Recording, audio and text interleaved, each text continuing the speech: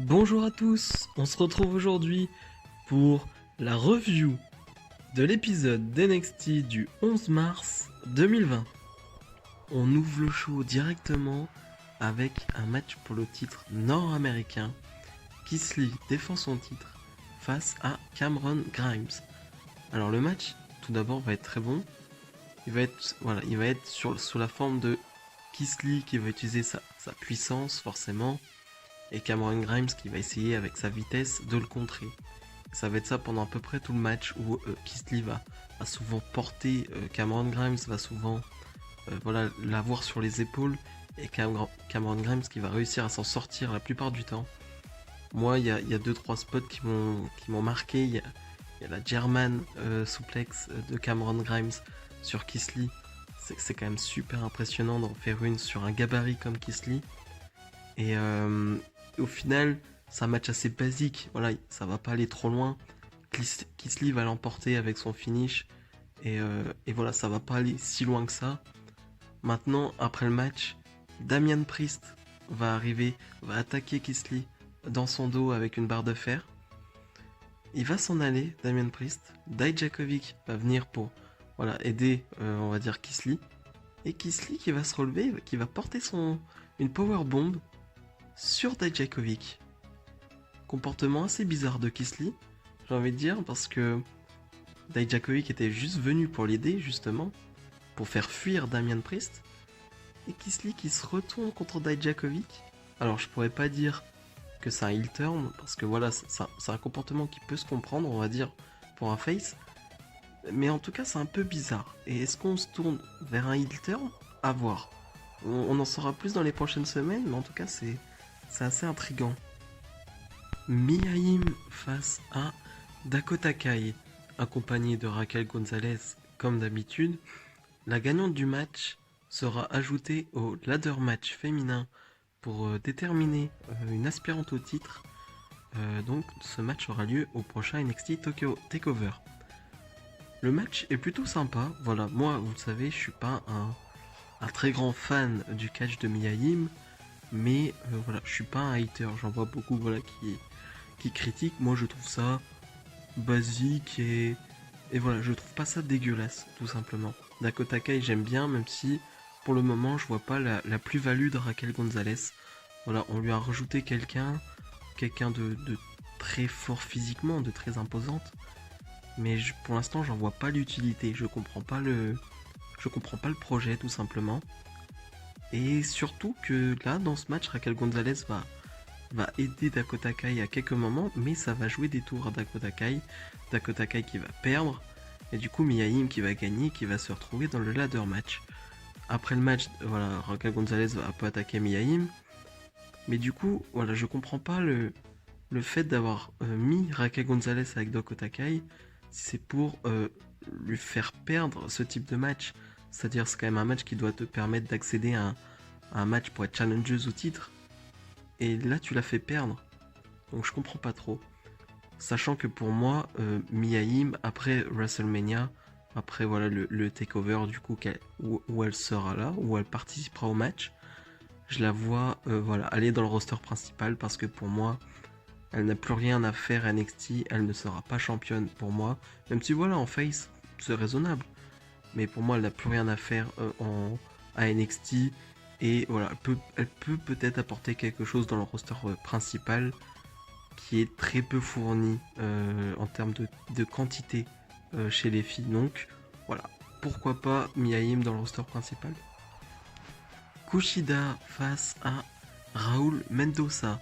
Alors pour moi, ce match, c'est clairement pour nous remontrer que Kushida est bien là, et pour nous le remettre un peu en avant, parce que voilà, depuis quelques semaines, on le voit très peu, voire pas du tout. Et face à Raúl Mendoza, tu sais que tu vas avoir du bon catch. Alors oui, il n'y a pas de construction, il n'y a rien derrière, mais tu sais que tu vas avoir 5-6 minutes de bon catch, et que ça va être très divertissant. C'est ce qui s'est passé, voilà, c'était très divertissant. Ça a voltigé, c'est allé à 20 000 à l'heure, il n'y a pas de problème. Victoire de Kushida, et voilà, c'est vraiment un petit rappel en mode, voilà, Kushida est bien là, c'est tout. C'est tout ce qu'il y a à retenir. Rhea Ripley est censé nous faire une petite promo. mais elle est coupée très directement par Charlotte Flair.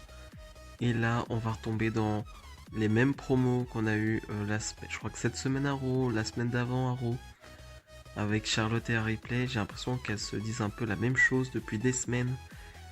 Et attention la WWE, parce que sur le papier, Charlotte Flair contre Rhea Ripley, c'est un match que je veux absolument voir. Mais si vous le bookez comme ça, avec des promos très très ennuyeuses, ça va être compliqué. Alors le match, j'aurais toujours envie de le voir, y a pas de souci, mais j'aurais quand même pas la même hype. Heureusement, le segment se termine avec de la physicalité entre les deux. Charlotte va prendre le dessus, va porter sa prise en 4 voilà, sur un des poteaux du ring. Donc voilà, une prise très impressionnante. Heureusement, j'ai envie de dire vraiment heureusement. Ça sauve le segment, j'ai envie de dire. Parce que sans ça, c'était vraiment très pauvre. Et attention, je dis vraiment attention. On est censé avoir Mia-Yim en interview dehors. Mais il y a quelque chose de très bizarre qui va se passer. On va voir Raúl Mendoza en arrière-plan. Une voiture va s'arrêter et deux mecs habillés en costard avec deux masques de luchador. Alors très basique les masques en plus. Vont embarquer Raúl Mendoza et la voiture va s'en aller. C'est... Ouais, il n'y a pas grand chose à dire à part que c'est très bizarre. Et je sais pas où ça va nous mener. Diona Peuzzo face à Tegan Nox. La gagnante sera rajoutée au ladder match d'NXT TakeOver. Pas grand chose à dire sur ce match. On voit, il y a quelques trucs sympas avec Diona Peuzzo qui est très technique. Voilà, chez les filles, il y en a très peu qui sont comme ça, mais voilà, elle a un style très particulier. Mais on va pas voir grand chose, franchement, voilà. Tegan Nox va gagner un peu de nulle part avec son Shining Wizard, sorti un peu à l'arrache. Et voilà, victoire de Tegan Nox qui est rajoutée au ladder et il n'y a pas grand chose à dire. Tout l'Undisputed Era est sur le ring et ils vont se faire tout de suite interrompre par Velveteen Dream qui va nous dire que voilà, il n'était pas du tout intéressé par Roderick Strong, que lui, la seule chose qui l'intéressait, c'était Adam Cole et son titre NXT. Adam Cole qui va lui dire très bien, mais tu ne mérites pas, tu n'as rien fait pour avoir une chance d'avoir un match pour le titre NXT, ce qui est vrai. Donc voilà, ça va se terminer un peu là-dessus. Velveteen Dream qui va dire allez, on se réveille maintenant. Et il y a les White qui arrivent pour leur match tag team contre Undisputed Era. Et du coup, on passe au match les White face à Undisputed Era. Une revanche pour le titre tag team. Que dire? Alors, il y a des moments dans le match qui sont vraiment très très sympas, mais ce serait trop basique de dire que c'est un excellent match parce qu'il est excellent, il faut absolument le voir.